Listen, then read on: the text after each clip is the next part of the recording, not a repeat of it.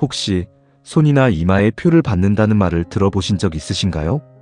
그게 무슨 뜻인지, 실제로 그런 일이 생긴다면 나는 어떤 선택을 할 수 있을까 고민해 보신 적은 있으신가요? 아마도 대부분의 성도님들께서는 요한계시록의 한 장면으로 기억하실 겁니다. 그리고 거기에는 늘 함께 따라붙는 무시무시한 숫자 하나가 있죠. 바로 666입니다. 오늘은 이 짐승의 표라는 개념이 과연 무엇을 의미하는지, 그게 단순히 영화나 소설 속 이야기인지, 아니면 지금 우리의 삶과 실제로 연결되어 있는 건지 성경을 바탕으로 깊이 있게 나눠보려 합니다. 오늘 이 영상이 분명히 여러분의 생각을 새롭게 흔들어 줄 것입니다. 먼저 질문 하나 드릴게요. 짐승의 표를 받지 않으면 물건을 살 수도 없고 팔 수도 없다. 이 구절 어디서 들어보셨죠? 그렇습니다. 요한계시록 13장 16절에서 18절에 나오는 말씀입니다. 성경은 아주 구체적으로 말합니다. 짐승, 즉 적그리스도가 모든 사람, 작은 자든 큰 자든, 부자든 가난한 자든, 자유인이든 종이든 모두에게 오른손이나 이마에 표를 받게 하고 그 표 없이는 누구도 매매를 할 수 없게 만든다고 말합니다. 그리고 이 표는 짐승의 이름이거나 그 이름을 나타내는 숫자, 바로 666이라고 밝히고 있습니다. 많은 분들이 이 구절을 알고 계시지만 정작 이 숫자가 뜻하는 바가 무엇인지, 표를 받는다는 게 어떤 현실로 이어질 수 있는지를 자세히 고민해 보신 분은 많지 않으실 겁니다. 하지만 이제는 피할 수 없는 질문입니다. 우리가 살아가는 이 시대가 이 경고의 말씀과 얼마나 가까이 닿아 있는지를 살펴봐야 할 때입니다. 돌이켜보면 성경은 항상 상징 속에 현실을 담아왔습니다. 그리고 그 현실은 때로 우리가 예상하지 못했던 방식으로 나타났죠. 예를 하나 들어볼까요? 20세기 초반 히틀러는 유대인들에게 노란 별을 달게 했습니다. 그 별은 사람을 구별하는 도구였고 박해의 이유가 되었으며 누가 적인지를 한눈에 알 수 있게 만든 징표였습니다. 이런 일이 과연 성경과 무슨 상관일까 싶으시겠지만 이 사건은 실제로 요한계시록의 표라는 개념이 역사적으로도 실현될 수 있음을 보여주는 사례입니다. 그 누구도 예상하지 못했던 방식으로 사람의 몸에 붙은 작은 상징이 그 사람의 생사와 존엄을 결정지었던 그 시절, 그것이 우리에게 지금 던지는 질문은 이것입니다. 만약 이런 일이 다시 온다면 나는 어떤 선택을 할 수 있을까? 우리가 사는 지금 이 시대는 어떤가요? 모든 것이 디지털화되고 인증되고 연결되어 있습니다. 여러분, 요즘 마트에 가셔도 QR코드 찍고 카드 없이 휴대폰으로 결제하고 은행에 가도 종이 서류보다는 모바일 앱으로 신분을 확인합니다. 이제는 지문, 얼굴, 심지어는 정맥까지 인식하는 기술이 상용화되어 있고 사람의 몸에 아주 작은 칩을 심어 신원 확인이나 결제를 가능하게 하는 기술도 이미 오래전부터 실험되고 있습니다. 겉으로 보기엔 편리하고 효율적입니다. 하지만 이 흐름 속에서 우리는 다시 한번 성경의 예언을 떠올리게 됩니다.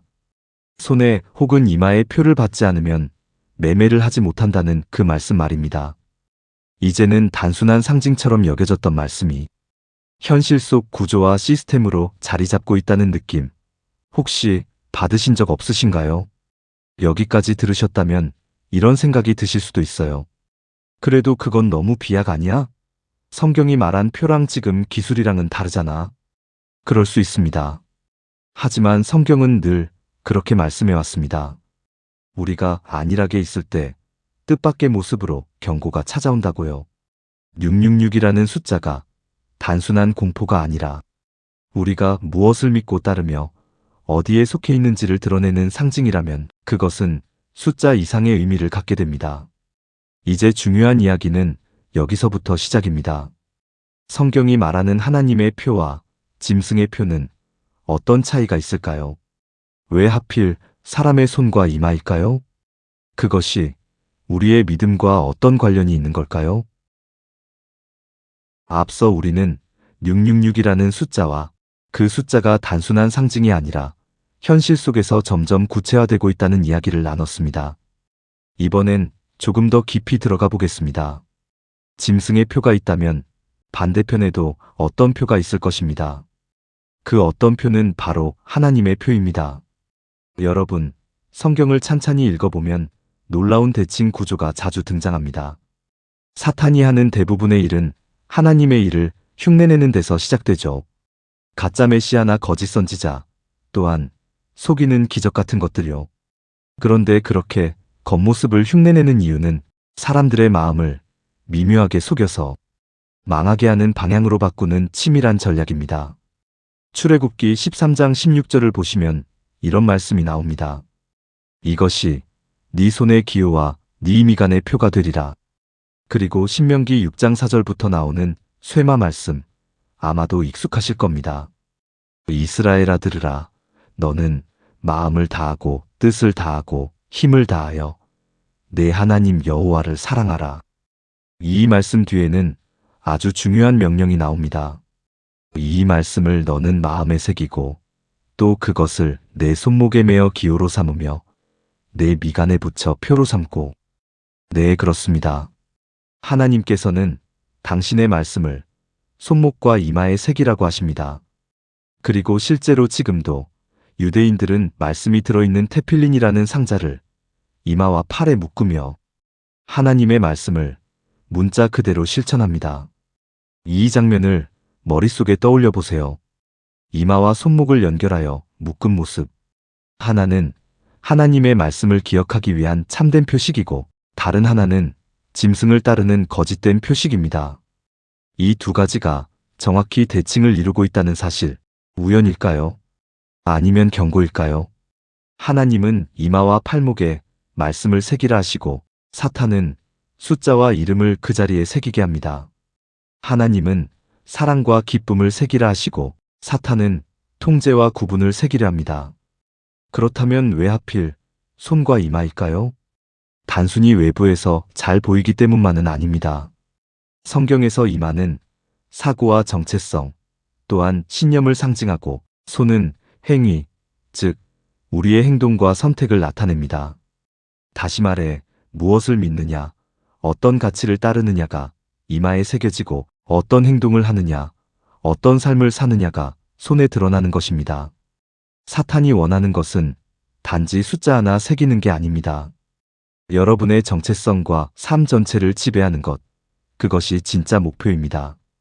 이제 다시 666이라는 숫자를 떠올려 볼까요? 이 숫자는 단지 공포를 주기 위한 숫자가 아닙니다. 성경적으로 보면 6은 인간의 수입니다. 하나님은 7일째에 안식하시고 인간은 6일째에 창조되었죠. 그러니 6은 하나님 없는 인간 중심의 수입니다. 그리고 그것이 3번 반복되면 그것은 인간을 위한, 인간의 완전한 시스템을 의미합니다. 666은 곧 하나님의 자리를 인간이 차지하려는 시도, 즉 적그리스도적 질서의 완성을 뜻한다고 볼 수 있습니다.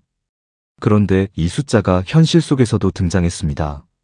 흥미롭게도 1977년에 출시된 매우 혁신적인 개인용 컴퓨터의 가격이 $666였다는 사실 알고 계신가요?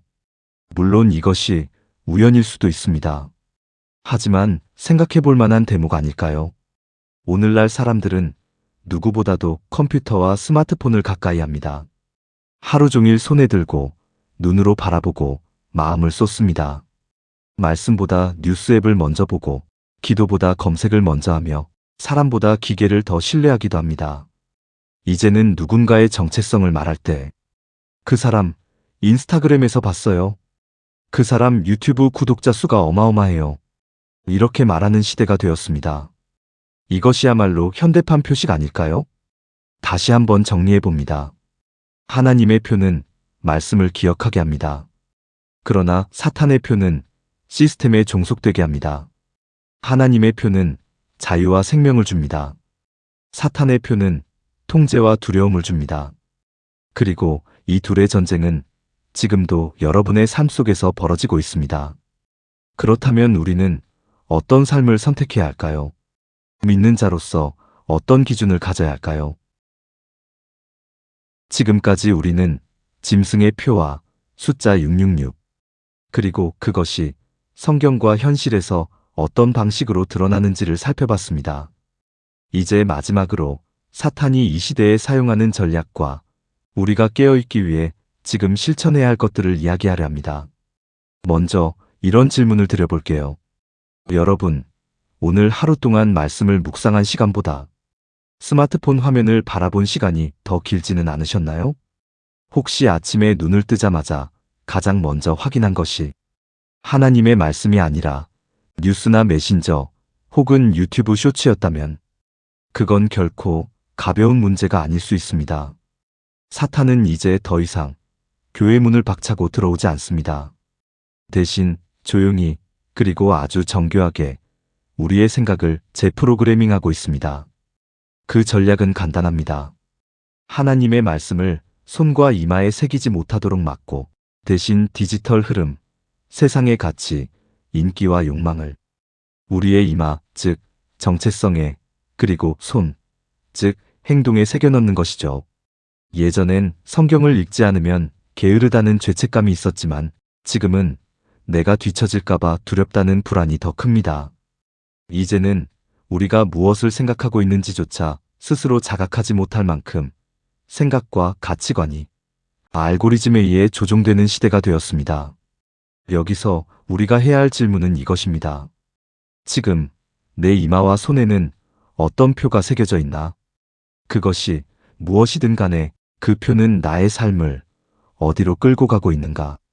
말씀은 잊혀지고 기도는 뒷전으로 밀리고 신앙은 주일 아침의 행사 정도로만 머무는 상태라면 우리는 이미 영적으로 수면 위를 떠다니고 있는지도 모릅니다. 이제는 깨어나야 할 때입니다. 그렇다면 어떻게 하면 깨어 있을 수 있을까요? 첫째, 말씀을 손과 이마에 새기는 훈련을 다시 시작해야 합니다. 단순히 성경을 읽는 것을 넘어서 삶의 기준으로 받아들이는 시간을 가져야 합니다.